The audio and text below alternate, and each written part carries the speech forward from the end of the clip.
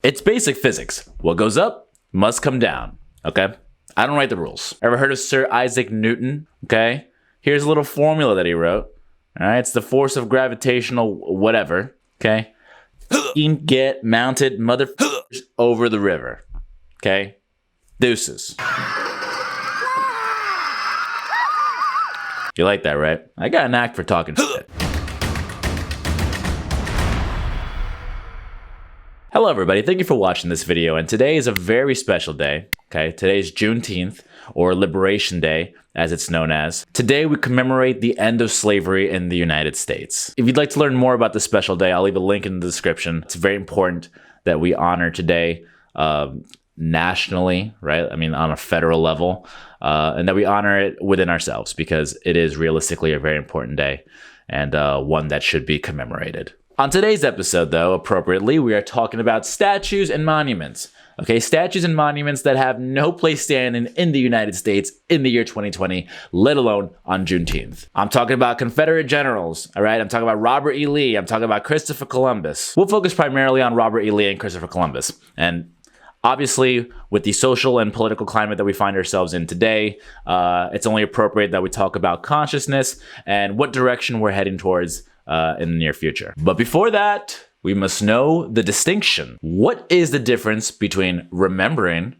and commemorating? Can the two coexist without showcasing or brandishing a history of violent colonization, slavery, and exploitation? As Americans, it's important that we know the history before we can engage in an epic, polarizing debate. As many of you may know, Bobby Lee was the commander of the Confederate States Army and a devout Christian man, and credited with being a perceptive tactician. I think that's the word they use. So perceptive, as a matter of fact, that he lost and surrendered to the United States on April 9th, 1865, thus ending the Civil War. But let's entertain the notion for a second that we should commemorate Bobby Lee for his military abilities and accomplishments. If one conceded to Lee's tactical prowess, right, it wouldn't change the fact that he led an entire army, an entire movement against the United States, solely based on the authority of the South to own, trade, barter, buy people, human beings, all right, as slaves, black people as slaves. Bobby Lee, the devout Christian man he was,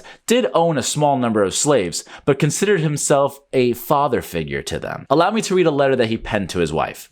It reads, "In this enlightened age, there are a few, I believe, but will acknowledge that slavery as an institution is a moral and political evil in any country.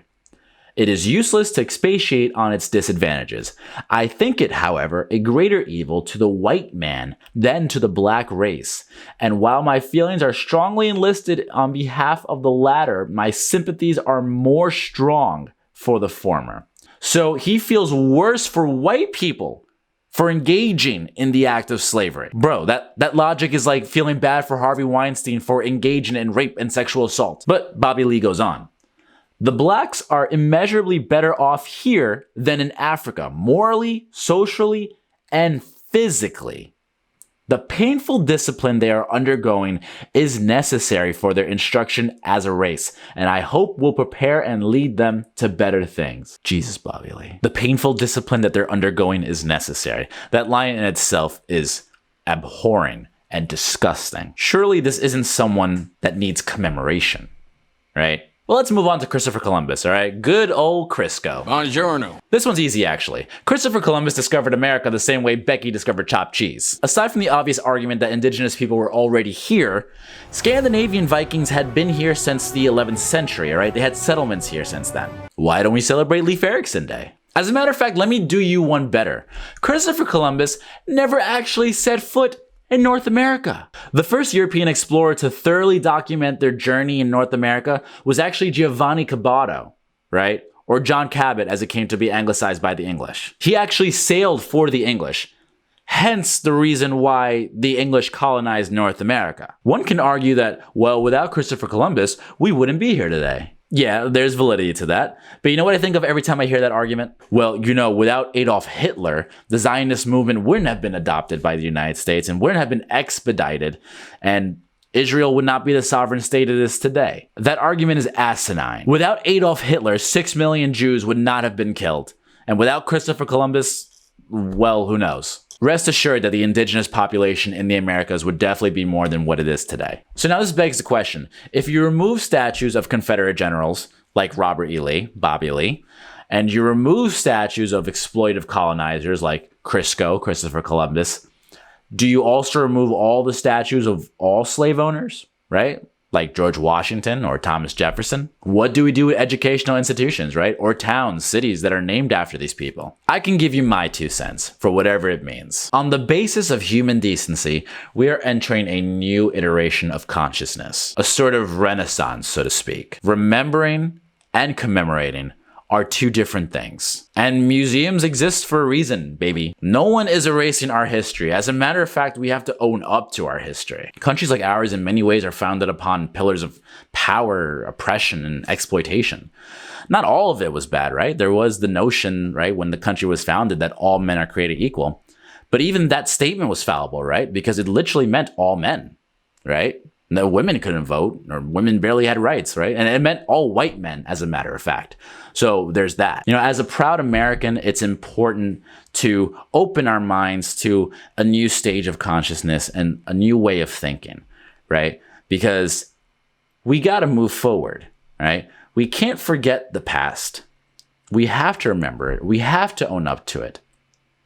But we have to not commemorate shit that need not be commemorated. But that's just me, right? What do I know? I just try my best to be a good human being, and I try to use this, right? Instead of this. This is important, right?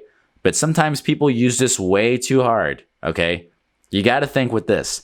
Just because we've been doing something for so many years a certain way doesn't make it right, okay? It doesn't.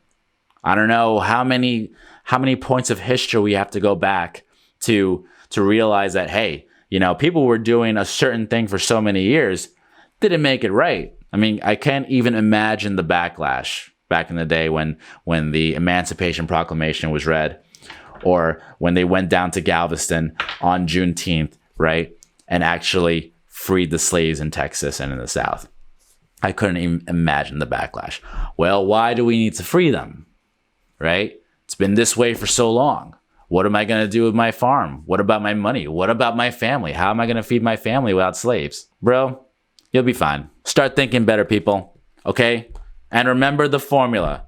Fucking get mounted motherfuckers over the river. Deuces. And nothing but love.